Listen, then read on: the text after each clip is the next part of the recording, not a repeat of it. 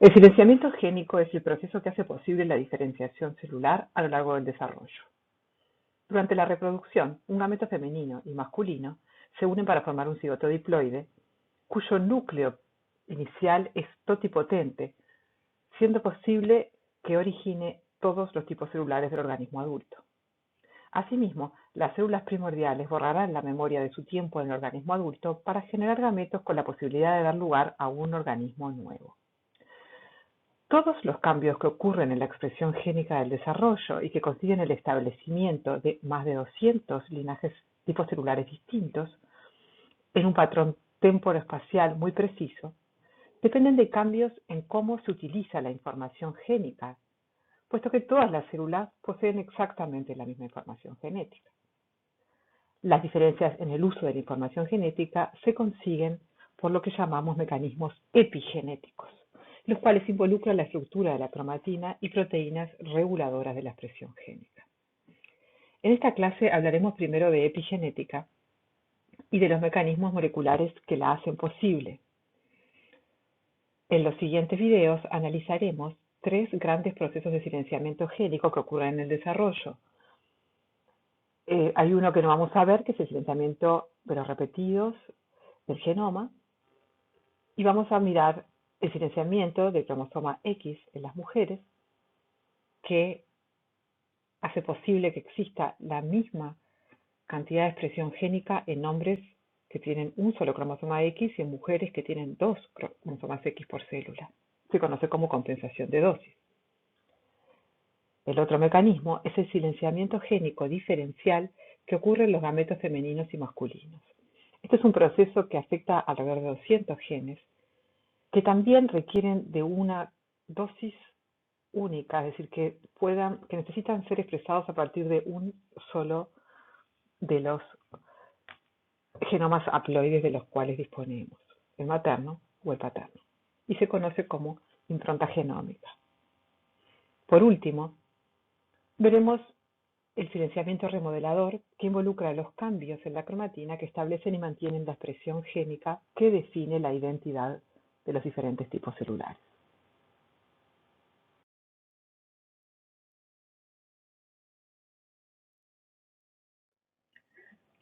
La remodelación epigenética durante el desarrollo es bien representada por el paisaje propuesto por Waddington. La metáfora presenta una bolita, el cigoto, rodando hacia abajo de una colina por surcos.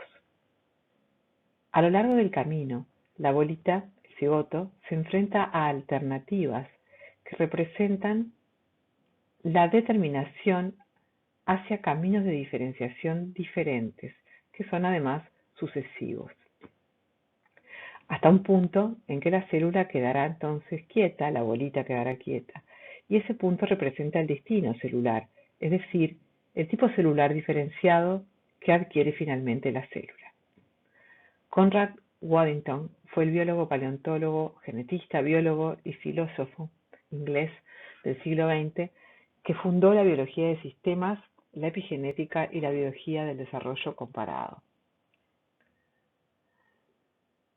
Factores externos o ambientales durante el desarrollo alteran la expresión génica de las células y esto conduce a cambios en la estructura de la cromatina específicos del camino de diferenciación.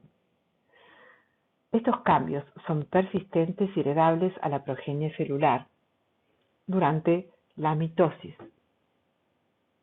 Pueden ser, sin embargo, reversibles en condiciones particulares, como la reprogramación celular. Veamos entonces en qué consisten estas modificaciones epigenéticas que ocurren en el desarrollo, a qué niveles ocurren y qué efectos producen sobre la expresión génica. La expresión selectiva de genes que dará lugar al patrón de proteínas que determinan la identidad de la célula diferenciada es controlada por la cromatina, quien actúa como un filtro para el uso de la información genómica. La cromatina actúa a varias escalas de tamaño, desde la organización topológica de la cromatina, donde los colores diferentes representan dominios topológicos diferentes, determinados por la asociación también de proteínas diferentes, La accesibilidad de la cromatina, y aquí los triángulos muestran zonas del ADN que está depletado de cromatina, de nucleosomas, y por lo tanto está accesible a la interacción con las proteínas indicadas en azul y en rojo. Aquí vemos entonces en gris los nucleosomas armados. Luego las modificaciones de las histonas, en la cual se están mostradas aquí como círculos de colores representando cada una de las distintas modificaciones covalentes que se pueden realizar sobre la colas N terminal de las histonas. Y por último, la metilación del ADN en las citocinas que vimos previamente. La cromatina entonces está decorada por modificaciones y enlaces de diferentes factores que son específicos para la función de la secuencia del estado transcripcional.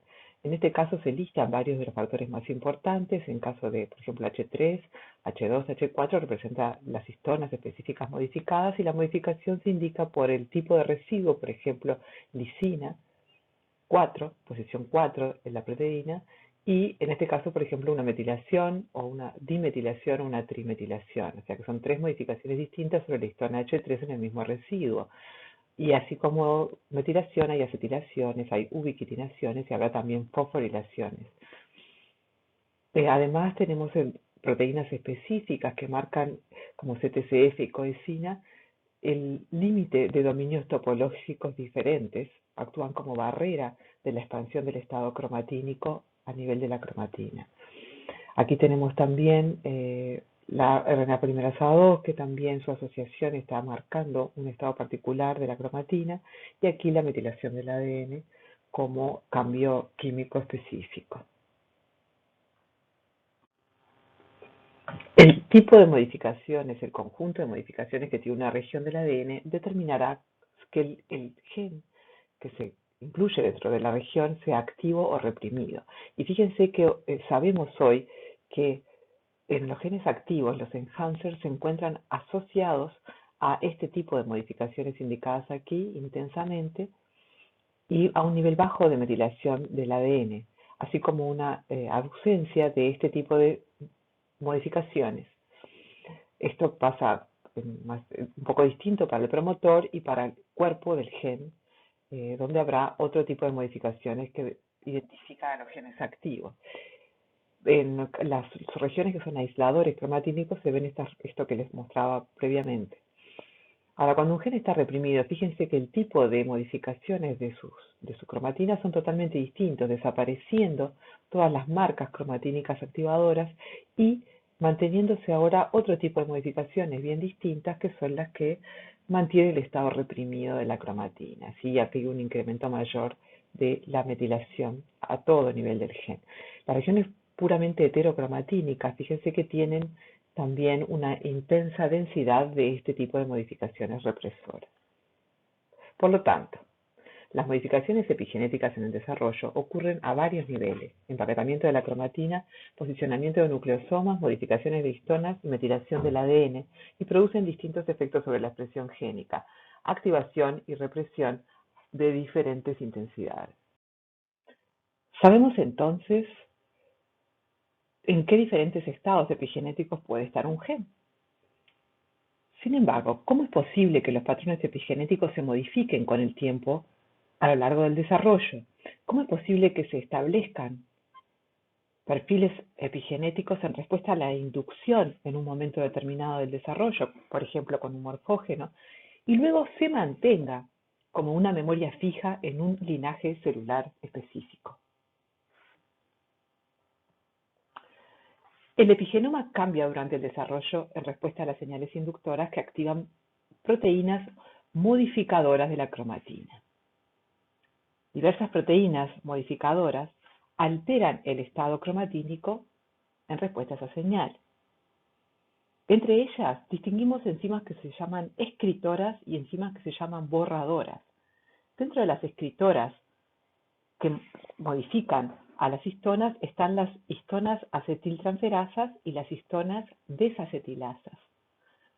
También tenemos enzimas que adicionan grupos metilo a las histonas metiltransferasas o de metilasas de histonas.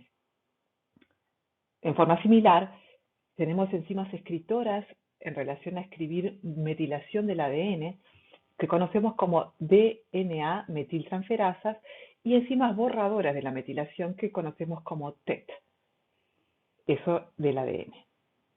Y luego tenemos otras enzimas para cada uno de los tipos de modificaciones que hemos visto en las histonas, como fosforilaciones, ubiquitinación.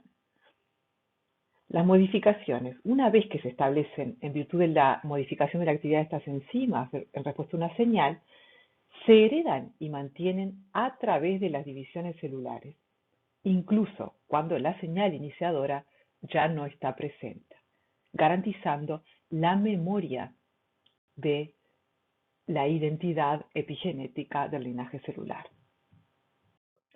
Veamos con más detalle los cambios que ocurren específicamente a nivel de la cromatina. Aquí tenemos un esquema que resume las modificaciones posibles del octámero de histonas que forman el nucleosoma en las colas N-terminal de las histonas. Principalmente me gustaría que observen los dos tipos de proteínas modificadoras de histonas que vimos, que son las escritoras, enzimas que adicionan modificaciones a las histonas, y las borradoras, enzimas que remueven esas modificaciones. Además, en el esquema se muestra otra clase de proteínas, las lectoras. Estas proteínas lectoras, algunas de las cuales son modificadoras de nucleosomas, se unen a las modificaciones histónicas producidas por las escritoras y a la vez son capaces de alterar nucleosomas adyacentes, propagando así el patrón cromatínico a lo largo del cromosoma hasta encontrar señales de bloqueo que separan dominios de la cromatina. Las proteínas remodeladoras de nucleosomas, que se incluyen de este complejo de proteínas lectoras, pueden ser de estos tipos, por ejemplo, es una lista reducida, y tienen dominios de unión a histona, como el bromodominio, etc. La modificación y remodelación del nucleosoma funcionan juntas para incrementar la accesibilidad del ADN y, en otros casos, para silenciar por completo regiones del ADN. Una vez remodelada la cromatina en respuesta a una señal del desarrollo, el patrón epigenético establecido deberá ser heredado a las células hijas para mantener la identidad del linaje celular. Esto es posible porque cuando la célula prolifera no solo se replica la secuencia del ADN, sino también el estado cromatínico en el que éste se encuentra empaquetado. Observemos una horquilla de replicación con dos hebras recién sintetizadas en que las histonas antiguas tienen colores oscuros y las nuevas colores más claros. A medida que pasa la horquilla de replicación con las dos hebras recién sintetizadas y se abre la doble hélice madre con los nucleosomas antiguos, los tetrámeros de H3 y H4 viejos permanecen unidos a uno de los dúplex hijos al azar y nunca se liberarán del ADN en el conjunto libre de histonas. Por el contrario, los dímeros H2A-H2B se liberan al ambiente local, quedando disponibles para el nuevo ensamblaje de nucleosomas en la proximidad de la horquilla. Histonas recicladas y nuevas se asociarán para restablecer la mitad de los nucleosomas faltantes en cada hebra. La herencia distributiva de las histonas antiguas durante la duplicación del cromosoma proporcionan un mecanismo para la propagación del patrón parental de modificación de la histona. Mediante este mecanismo, las histonas modificadas antiguas tenderán a volver a unirse a los cromosomas hijos en una posición cercana a su posición anterior en el cromosoma parental. Las histonas antiguas tienen la misma probabilidad de unirse a cualquiera de los dos cromosomas hijos. Esta herencia localizada de histonas modificadas asegura que un subconjunto de las histonas modificadas se ubique en posiciones similares en cada cromátida hija. Observemos qué ocurre con la acetilación de las histonas H3 y H4 señaladas con las flechas azules. La acetilación en sí misma recluta a una histona acetiltransferasa a través de la unión de un bromodominio al residuo modificado. Es decir, modificaciones de histonas se usan para reclutar enzimas que realizan las mismas modificaciones en nucleosomas vecinos, facilitando la propagación de la modificación a los dos cromosomas hijos.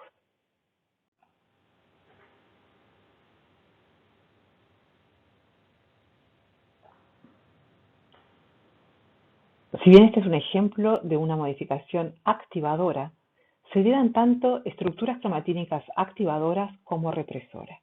Veamos entonces uno de los ejemplos de herencia de complejos represores de la cromatina. Los complejos represivos Polycomb 1 y 2, PRC1 y 2, son represores muy utilizados para silenciar epigenéticamente regiones del ADN a lo largo del desarrollo. El complejo PRC2 es reclutado por proteínas de unión al ADN específicas de secuencia, como es este complejo FORC, que reconocen elementos de respuesta al Polycomb llamados PRE en el ADN. PRC2 contiene una histona metiltransferasa que trimetila la lisina 27 de las colas de las histonas H3. Esta metilación conduce al reclutamiento del complejo PRC1, que se cree que condensa la cromatina o conduce a la colocación de un nucleosoma en o cerca del sitio de inicio de la transcripción. Los PRE a menudo se encuentran cerca de los promotores. Un ejemplo clásico de la represión por Polycomb ocurre a nivel de los genes HOX durante el establecimiento temprano del eje anteroposterior. Por un mecanismo similar, durante la replicación mitótica serán heredados también los estados más globales de condensación de la cromatina a las células hijas. Estos son la condición de heterocromatina o eucromatina.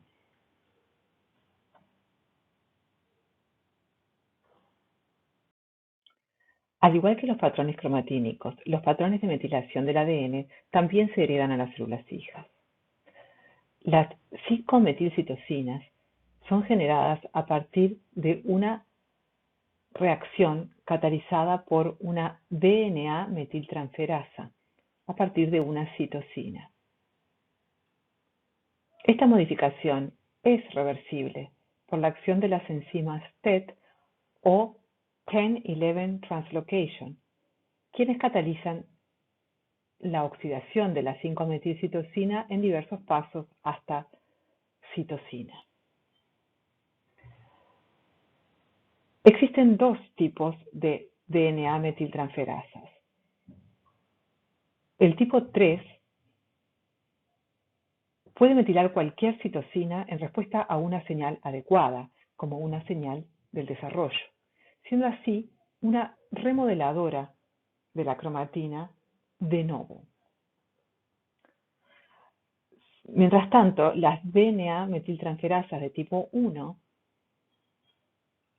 solamente metilan las citosinas de las dinucleótidos CpG del ADN de las células recién sintetizadas durante la replicación del ADN. Por tanto, son las responsables de mantener el nivel de metilación y transmitirlo a las células hijas. Aquí tenemos entonces la acción de novo en cualquier secuencia de ADN por parte de la DNA metiltransferasa 3A o 3B, y por el contrario, la de mantenimiento, las tipo 1, que lo que hacen es colocar grupos metilo en el ADN en las hebras recién sintetizadas. Por último, es importante mencionar que si bien los cambios epigenéticos ocurren en distintos niveles de la compactación del ADN en la cromatina, existe una amplia interacción entre estos niveles. Como ejemplo, vemos la interacción entre la metilación del ADN y la modificación de los nucleosomas. La proteína metil CP2 reconoce la metilación del ADN y es capaz de reclutar a desacetilasas de histonas que remueven los grupos acetilo en A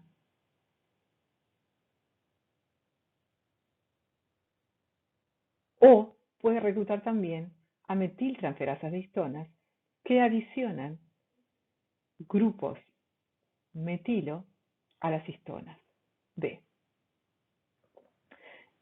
Estas modificaciones, ambas, promueven la estabilidad del nucleosoma y el empaquetamiento fuerte del ADN, reprimiendo así en forma colaborativa la expresión de los genes. Es decir, que la metilación del ADN provoca un silenciamiento génico por sí mismo, pero la unión de MSP2 recluta complejos remodeladores de nucleosomas que son capaces de incrementar el silenciamiento y lograr un bloqueo completo del silenciamiento de los genes que se encuentran en esa región. Las reprogramaciones epigenéticas durante el desarrollo son mayores y también menores. El proceso de expresión génica diferencial a lo largo del desarrollo implica el silenciamiento progresivo de genes que se logra por estas programaciones epigenéticas. Dentro de las globales o mayores, distinguimos dos, la que ocurre en el embrión temprano y la que ocurre en la línea germinal. Luego tenemos muchos eventos de programación epigenética menor que afectan a grupos específicos de genes que determinan los diferentes tipos de diferenciación celular. El dibujo muestra la programación epigenética y reprogramación durante el ciclo de vida del ratón. La reprogramación global del paisaje genético marca la conversión de células diferenciadas a estados totipotentes o pluripotentes. Tras la fusión de los gametos, espermatozoide y ovocito en el cigoto y también en los progenitores de las células germinales después de su especificación desde el epiblasto somático del embrión postimplantacional. Es notable que dos poblaciones de células pluripotentes se pueden establecer ex vivo, es decir, en cultivo. Estas son las embryonic stem cells o células embrionarias y las células germinales embrionarias o EGCs, que derivan de la masa celular interna del blastocisto y de las PGCs en el estadio 8.5, 13.5 respectivamente. Los principales eventos de remodelación, por ejemplo la desmetilación del ADN y la reactivación del cromosoma X, se resaltan en la figura mediante flechas de colores. TE es el trofectodermo y EP es el endodermo primitivo. La reprogramación epigenética en la línea germinal es particular en el sentido que ocurre en dos fases. En la primera fase es durante la migración de los progenitores, de las células progenitoras germinales hacia las crestas genitales en la etapa 10.5 y una segunda etapa que ocurre al llegar a las gónadas, donde se produce la detención mitótica o meiótica en este momento. Por otro lado, las reprogramaciones epigenéticas son diferentes entre los genomas paternos y maternos luego de la fecundación. En realidad, los gametos masculinos y femeninos se encuentran en un estado genómico de silenciamiento epigenético global. Una vez que ocurre la fecundación, lo que va a haber es una activación transcripcional y esa activación ocurre en estas etapas, hasta el embrión de dos células.